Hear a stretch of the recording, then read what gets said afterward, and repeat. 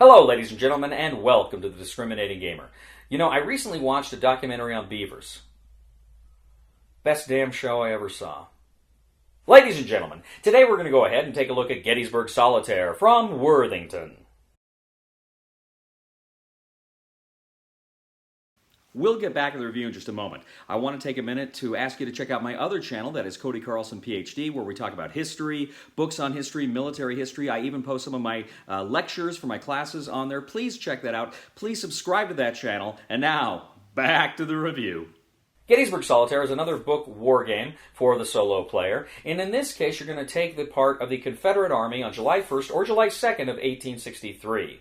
Let's take a look. Now, the game is divided into two halves. As I say, you can play the Confederate Army on July 1st for 12 games, or you can do 12 games of the Confederate Army attacking on July 2nd. Now, the game board is a map of the battlefield on July 1st or July 2nd, and of course you've got your actions at the bottom of the page. So essentially what you do is you mark off the turn, and then you, of course, write the activation, that turn activation, in the specific turn that you want to take. Now, of course, you can do artillery attacks, you can do infantry attacks, and you can also do leader attacks, more on that later. But before you actually take that action, you see what the Union bot is going to do. You roll the die and you consult the Union chart. Now, the Union chart may have specific kinds of counterattacks or other things that go on, and you may even roll for a random event. If you roll for a random event, then you actually have to roll another die to see what happens during that random event that, again, may stifle your attack, could potentially help your attack, or make it more difficult. Once you resolve the bot, then you can go ahead and take your shot. Essentially, you're rolling die. You may get, depending on terrain or who you're going for, you may get certain modifiers. Now, of course, your activation says exactly who that division can attack, who they can go after. So you have kind of some limited options, but you're trying to break through their lines. Now again, whenever you roll a die and it says, you know, the other side loses somebody, or you both lose someone, or just you lose someone, or two someones, you're crossing out essentially the regiments in the division. You're crossing them out, showing them that they're dead. But some things can happen. For instance, in July 2nd, the Union has some reserves that they can use to reinforce, where you would cross out the reinforcement and you would shade in some of the boxes in the specific division. So there's different things that play out here as you're trying to take out those Union positions. Now, you can also do a coordinated attack. Now, what you do is you essentially activate two different units that are near each other, and when you go ahead and you launch the attack, it gives you a -1 DRM. You want to roll low for your attacks, so you get a -1 DRM. That's one way you can get through. And leaders will also let you activate units, even if all their activations are used up. You've activated them so many times, you can activate the leader to essentially give them another activation. So you go back and forth, you're activating your units, you're plotting where your attacks are going to be, you're rolling for the Union, you may get a random event, then you are rolling for the attack, you're seeing if you take any damage, if your enemy takes damage, if you both take damage, and then you are, of course, preparing for your next attack. You're going back and forth. Now, depending on the scenario, you're trying to eliminate certain numbers of the enemy's formations. There's some other factors that come into play, but if you can succeed in meeting the objectives of that specific mission, then you win! Gettysburg Solitaire. Now, there's some more things going on there. For instance, in the July 1st battle, there's entrenchments that are building up, and if you can take the Stonemayer's division there, you can Stonemayer's division, you can go ahead and that's a major victory condition for you. So there's some different things that are going on there. There's more than just this kind of light overview that I'm giving you here. But again, this is another incredibly fun book war game.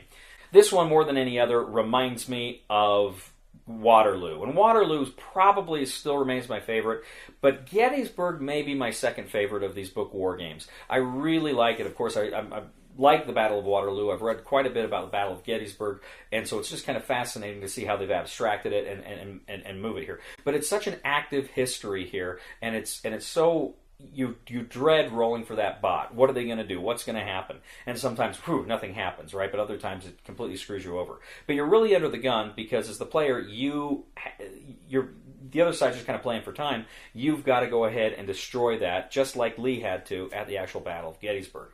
One thing I want to comment on here, and I recently reviewed the On to Moscow game, and I kind of have the same attitude here, and that is you're playing the Confederate Army. And I'm not saying I would never play a Confederate Army in a in a war game. I recognize you're playing through the history here, but it was such a lousy cause. It really was. And you think, of course, about the larger dimensions of what they were fighting for, slavery, and it doesn't sit very well. And like I say, I don't think I'd ever get to the point where I'd stop playing the Confederates in a war game or something like this, just like I don't think I'd ever stop playing the Germans in a World War II game, like I mentioned in the On to Moscow review.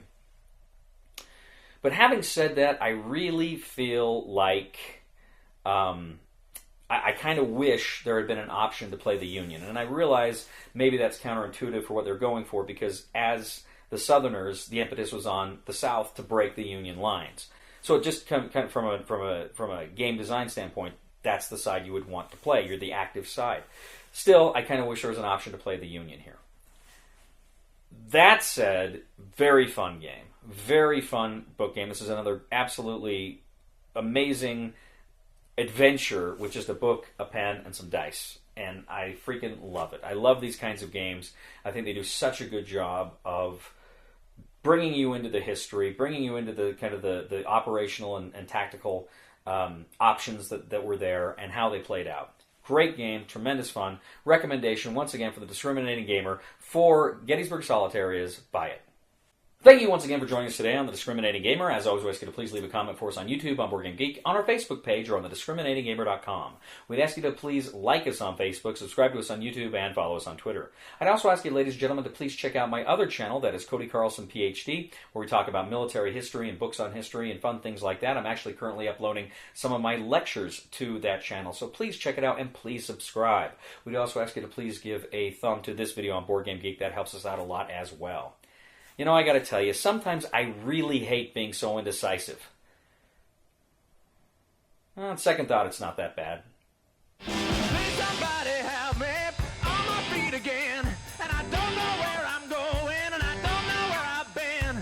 Please somebody help me on the solid ground. It's a long time, and I'll be dying. Once a year I wind up in the band.